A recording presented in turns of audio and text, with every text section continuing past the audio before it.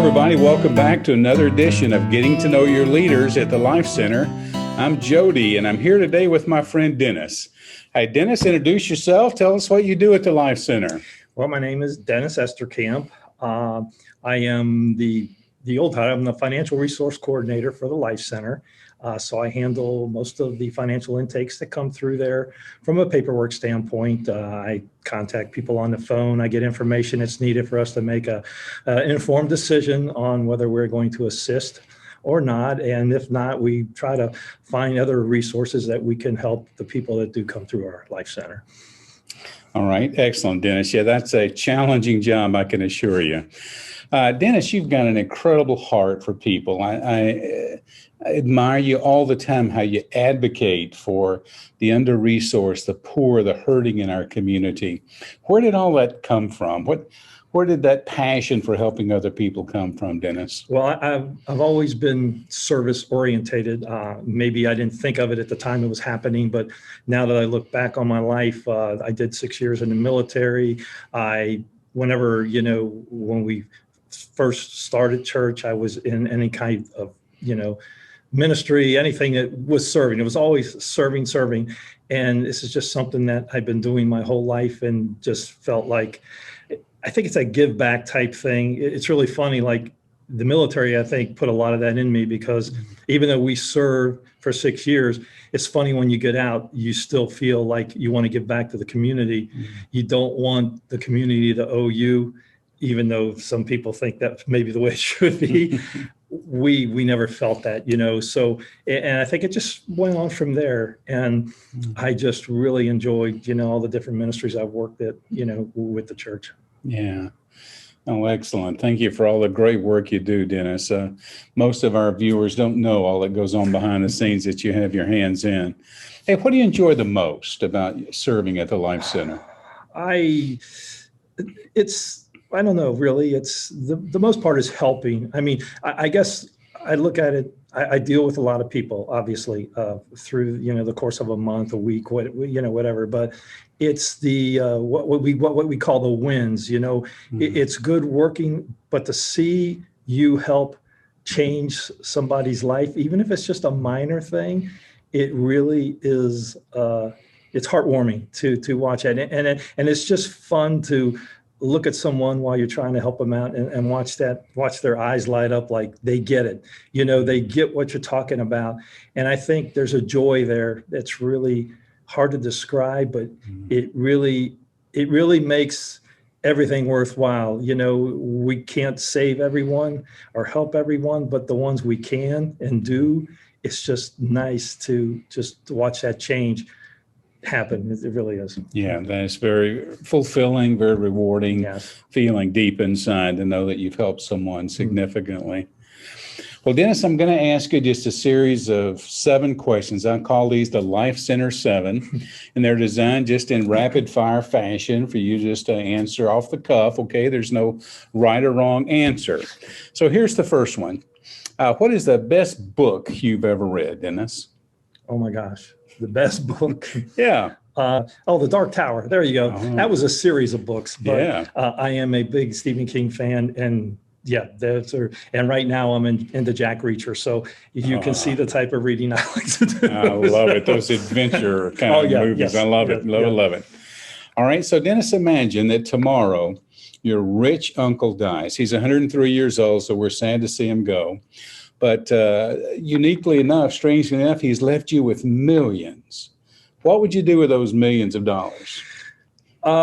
You might think this is silly, but I have this soft spot in my heart for Native Americans. I could see myself. There are 3 or 4 different organizations out west that I give to, all Native American groups, and Nice. I would undoubtedly take a portion of that to those guys. I mean, I'm really, they're in my heart. They really are. That's beautiful. Good to hear that heart beat down deep inside. That's cool. Well, Dennis, imagine that your home is on fire. Okay, hope this doesn't happen, but let's just imagine for a second your home's on fire. Every living thing is out safe. Family, persons are out safe, animals are out safe. And you had the chance to go back in and get one thing what one thing would you hurry in and grab before that house was consumed in fire? My golf clubs, no doubt.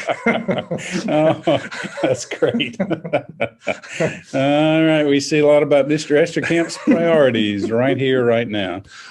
All right. Here we go with another one, Dennis. You're sitting on a bench overlooking this gorgeous sunset scene on the beach. Okay. You're on a bench overlooking a beach. Sunset is coming down. And you can have a conversation with anyone, living or dead. Who would you want to have that conversation with, Dennis? I mean, this may sound hokey. I don't think I would love to have a conversation with Jesus Christ right there on the bench. That would, what a setting for something like that. Yeah. I think to me that would beautiful. be awesome. What's the first thing you'd ask him? You know, I'm really not sure. Probably I would ask him maybe about creation, you know, how that, what fun must that have been to do that? And, I think a situation like that I'd be awestruck, first of all, that he would be even sitting there, but, I'm sure that something eventually, but I think that would be kind of cool to go through that. That would be cool. What a conversation that would be, Dennis. So what's the best advice you've ever received, Dennis? Oh my gosh. That's a tough one. My dad, he was a man of integrity, I swear. I mean, he was just awesome. And he just told me, son, be a man of your word. Mm-hmm. You know, you give someone your word, you keep it. You say you're going to do something, you do it. And do that and let people know that, when they ask you to do something and you give your word, it's going to happen. Yeah. And I think I've lived by that. I love that. I see that in you for sure, Dennis. That's excellent.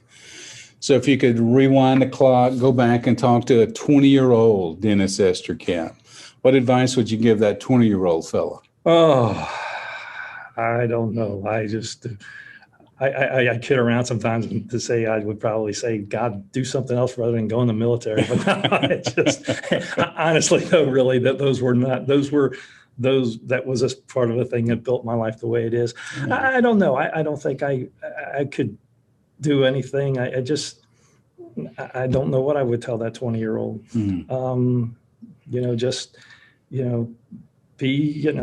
Be honest, with yourself, with the things you do. I don't know, just like I said, be a man of your word and don't give up, keep striving ahead. And I hopefully feel like I've done that my whole life. Yeah.